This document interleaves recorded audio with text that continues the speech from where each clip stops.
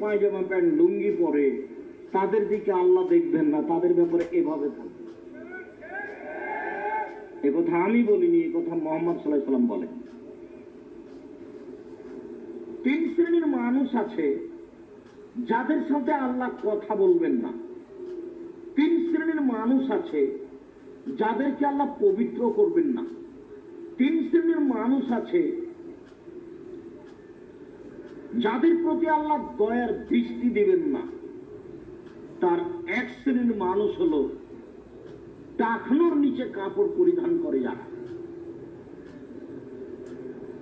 দুই, মালিকুল কাদ্দাব, মিথ্যুক দায়িত্বশীল,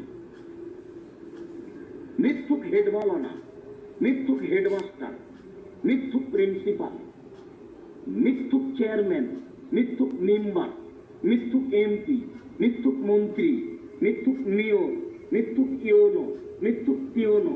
পৃথিবীতে যে যত বড়ই পরেজগার হোক না কেন, প্রতি বছর যদি হজ করে তবু তার সাথে আল্লাহ কথা বলবেন না। এই কথা আমি বলিনি, এই কথা মুহাম্মদ সাল্লাল্লাহু আলাইহি ওয়াসাল্লাম বলেছেন। হাদিস মুসলিম। আম গাছে জাম ধরতে পারে,